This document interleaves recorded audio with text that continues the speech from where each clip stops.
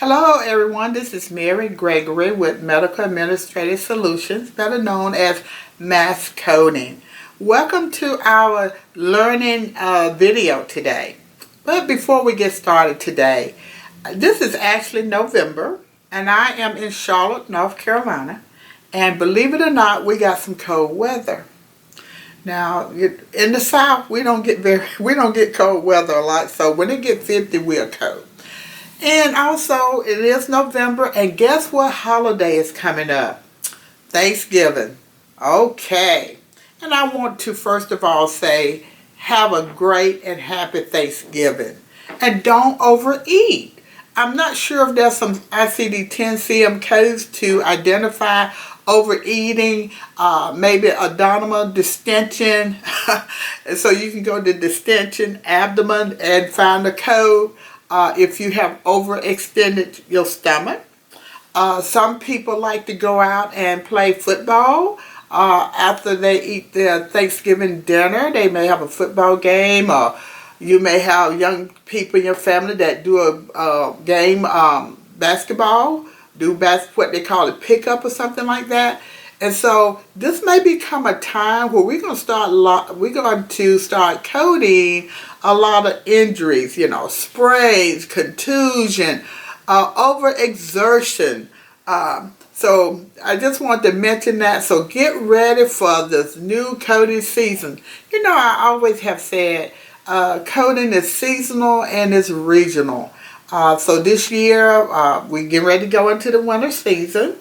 Some of you all, depending on where you are, may already be experiencing snow and a lot of cold weather. So get ready to code the flu. Get ready to code the injuries that we're going to see. And also get ready to code some things that are going to occur from Thanksgiving dinner. Remember how somebody may get food poisoning. So you're going to have some codes for that. But I do want to wish everyone a great and happy Thanksgiving. And remember to give thanks. We live in the greatest country in the world. That's my own opinion. I can have it because in America you can have your own opinion. And so to me it's a great country. I have been to some other countries and they are great. They're good countries too. But this America, I love America. Even with all its problems, I love America. No country is perfect. So I want everyone to enjoy Thanksgiving. Well, with that being said, guess what? We are starting a new series. And this series, we are going to be walking through the official ICD-10 CM coding guidelines. So this series is going to be called Becoming Skillful in the Use of the ICD-10 CM Official Coding and Reporting Guidelines. Now, I'm going to cover a few basic things before we get started. The first thing I want you to know is that these guidelines are not optional. They are to be used in your coding. And you as the coder is expected to know the guidelines. And you're probably sitting there thinking, Miss Mary, it is no way I can remember all these guidelines. That is true. We don't expect you to remember all the guidelines, but guess what? God has put in us the ability to remember things subconsciously. So as you read these guidelines, as you study the guidelines, one day when you're coding, you're going to come across something and you're going to say, seems like I remember something about that. That is that CPU unit in your brain going off, and you will need to stop and say, let me look at the coding guideline. Let me see if there's something I should be looking at, because I'm getting this bell going off in my head that I need to be looking at this. The other thing you need to know is this. Your coding software, your encoder, cannot replace your critical thinking skills. They cannot be replaced. Your coding software is a tool, and that tool is only as good as the people that program it and only as good as you are. So you have to remember some of these rules, because sometimes our coding software will give us a suggestion It will cause us to rethink something. And before you take that suggestion, if you don't know that you know that you know, you need to go to the guidelines. Or you may have to go to a coding clinic. Okay, now some of your coding software do have the guidelines behind them, but you'll have to know how to find them. Like one particular coding software I use, they have a question mark sometimes by that condition. And I can click on that question mark and it would give me more information. And so you have to know your coding software as well. How does it alert you to the fact that there may be more information that you need to look at? Let's see. The other thing people get confused with is this. They say, oh, coding guidelines only apply to hospitals or physician office. No, they apply to anybody that is submitting a bill to Medicare or the insurance company. These rules apply to nursing homes. They apply to home health. They apply to these freestanding diagnostic centers. They apply to urgent care. Now, let me see if I can say this correctly. In dealing with a principal or primary diagnosis, when someone go to a nursing home, why did they go? Well, they had to have a primary reason for going. See, when somebody is having home health, why are they getting home health? So these rules can apply to all entities that are billing Medicare, Medicaid, or any commercial. So always remember that. Got that? So I've got my notes here. I like taking notes. So now let's get started into the series. You need to understand in the coding software now, the official coding guidelines is updated every year. So in September this year, September the 30th, beginning with October the 1st discharges, there were some guideline changes. Nothing major. Most of the time they just added things or they expounded on things to clarify some coding guidelines. There are 4 sections to the official coding guidelines. Section 1 is your conventions and general coding guidelines and the chapter specific guidelines. That's section 1. Everybody use section 1. Section 1 applies to everybody. Section 2 is the selection of the principal diagnosis. That selection may apply more to, quote, inpatient coding. But once again, that definition of a principal diagnosis can also apply in the area of when you get into outpatient coding, it's considered to be primary diagnosis. But that definition is still the same. What caused the patient to seek treatment? What caused that patient to come into the facility? That's section 2. Section 3 is reporting additional diagnoses. How do you report additional diagnoses? Well, there's some guidelines that tell you what you need to know in order to code additional diagnoses. And section 4 is a diagnostic coding for outpatient setting. Now, a lot of people think, oh, this section 4 is the only thing I have to be concerned with. No. You still have to follow the general conventions. They just saying in section 4, which is outpatient, they realize that there are some differences between an inpatient and an outpatient. And they give you guidance on those outpatients.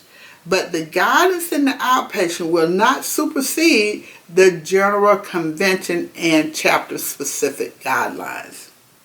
So I wanted to give you that little background there.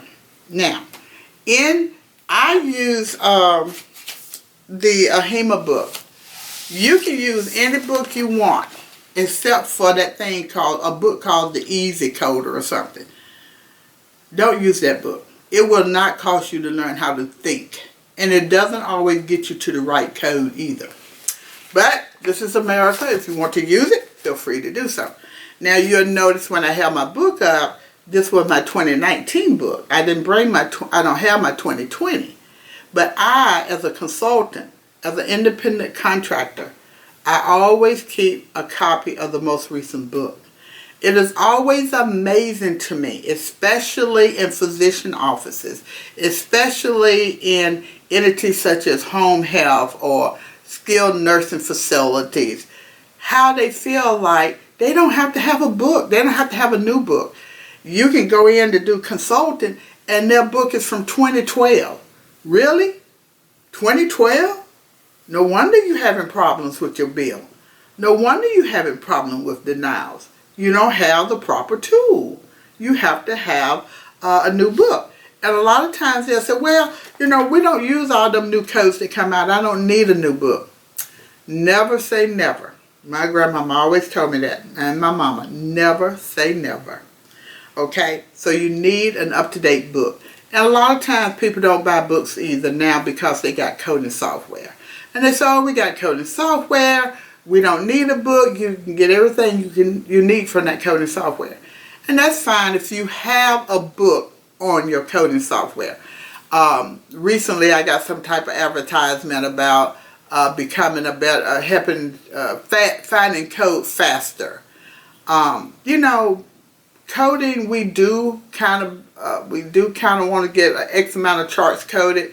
You may have a productivity level, but don't sacrifice quality for quantity. You gotta have quality. And I really believe there's a way you can have quantity and quality. You gotta learn how to think critically. And when you learn how to use these guidelines, you will find that you can code much faster. See, we struggle and it takes us longer to code when we don't understand what we're coding. Now, I'm probably not going to be popular for saying that. It's true. You got to understand what you're coding.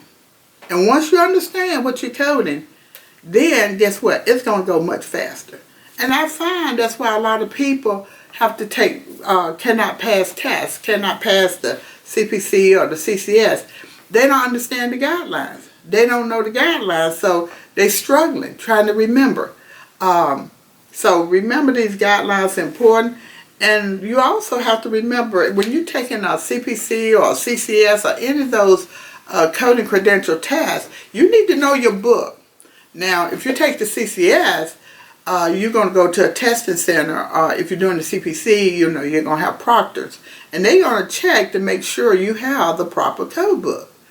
And it's important. You need to know your book. You need to know where to find things. Now, you're not going to have a lot of time to be looking everywhere in your book. But let's say they give you a scenario and you can say, suppose they give you a scenario about coding obesity. What's the rule for coding obesity or the BMI? What's the rule for coding the BMI? See, I know that rule. And that rule is this. I cannot code the BMI if that physician or the healthcare provider that's legally responsible for making a diagnosis have documented the word obesity, overweight. It has to be documented. They have to document that condition before I can code the BMI. See, I know that rule, so I don't have to think about it. So you may not know it as quite, and you may say, oh man, it's something on that. So you can find it quickly, hopefully, in your guidelines. But you cannot spend the whole day trying to get through your test and you don't know the guidelines. You got to know the guidelines. And in this series, I am not going to be able to go in depth on all these guidelines. But I will, skim the top and give you as much information as I can in the short period of time that we have. So let's get started. Section 1, Conventions, General Coding Guidelines, and Chapter-Specific Guidelines. I also got it pulled up on my computer, but it's easier sometimes for me to look the book. Always remember this. You have to follow the guidelines in your book, in your tabular, in your index. They are the rule. They the top dog. See, they the ace of spades. If you were playing cards, That's the trump card. So, and so you have your alphabetical index and you have your tabular list. Know how to use that. What's the format? You should know how to look up a code. That's why I don't like that easy coder, because I think they try to give you everything alphabetical. But you have to know how to find a code. You know you have your main term, and then you have your subterms. You got to understand how to find a main term. And you need to learn right off the bat that in ICD-10, you don't find a lot of codes by the body site or the body system. It's going to tell you to see the condition. So you always have to think, what is my patient condition? So you want to learn how to do your format. We know in ICD-10, we can have a 3-digit code, you can have a 5-digit code, you can have a 6-digit code, you're going to have a 7-digit code. And if you're using a book, generally now most of the books are going to give you some indication as to how many digits that you need for that code. Like in, if you go back to your S, the injury section or the trauma section, if you want to call it that, a lot of those codes got the 7 beside it. So that means it's a 7th character code. 6 won't do, 5 won't do, 8 won't do. It has to be 7. And they says, for reporting purposes, only codes are permissible. Not categories, not subcategories. And basically what they're saying is you need to make sure the code is complete. Then you have what we call a placeholder. That's number 4. If you're following along under, well, in my book, they got them numbered for me. They may not be numbered if you are on the internet. Let's see here. Let's see. My system have looked like it's gotten stuck. So let's go back. So your book may not number them, but I believe they are numbered. The official coding guidelines, they are numbered. So number 1, section 1, you had A. That's the convention. And then under A, you had 1, the alphabetical index and the tabular list. So remember, the alphabetical index is by main terms. And you have your regular disease and condition index. Then you have in your book, you're going to have your neoplasm table. You're going to have your tables of drugs and chemicals. And then you're going to have your tabular list. You're also going to have an external cause index as well. Now remember, external cause is how the accident occurred or injury occurred. And then number 2 under A2 is format and structure. Under A3 is the use of codes for reporting purposes. Under A4, that's a placeholder character. And remember, we have to use a placeholder when the code has to be a 7-digit code, but we only got 5. But we got to have number 7. So you're going to use the X in 6. And then, of course, you go and pick up your 7. So the placeholder is an X. And it's always going to be an X. You're not going to be allowed to put a Z in there. You're not going to be allowed to put a T.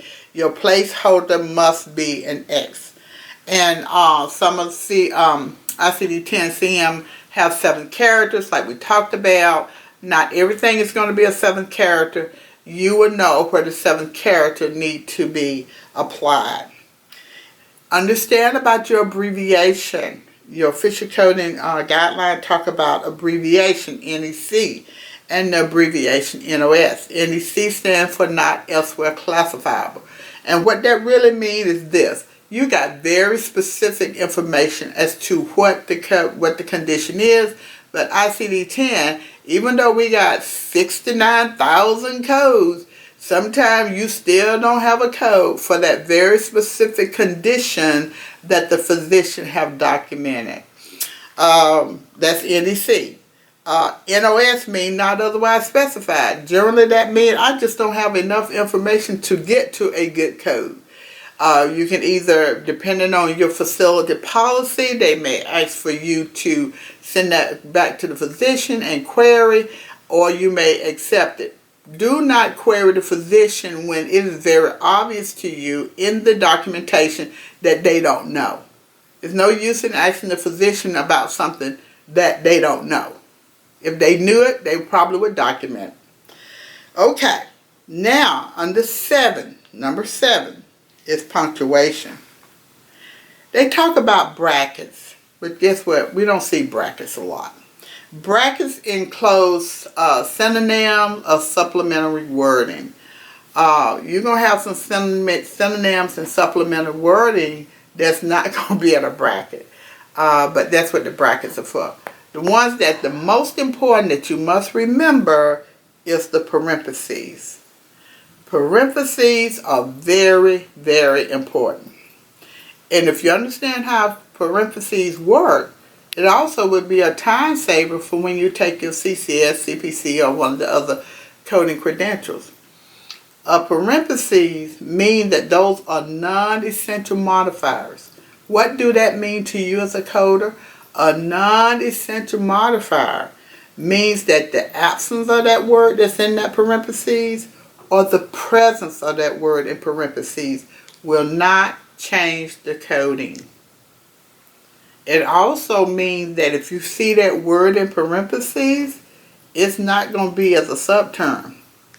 And so you don't need to look any further. If you want an example of that, I believe you can go in your book to pneumonia. Pneumonia is just an easy one to do. So when you go to pneumonia in your book, in parentheses, I got the word acute, I got the word double, I got the word migratory, I got the word purulent, I got the word septic, and I got the word unresolved. So guess what? If my physician said a patient got acute pneumonia, it's J18.9. And if he just say pneumonia and doesn't use the word acute, it's J18.9. Because those are non-essential modifiers. The absence or the presence of the word won't change the coding, say. But I do have some subterms that could change the coding. And so subterms always have to be documented. You always have to have that subterm. So if I want to code a bacterial pneumonia, see, bacteria is not in parentheses. So if I went to bacteria, it gave me J15.9.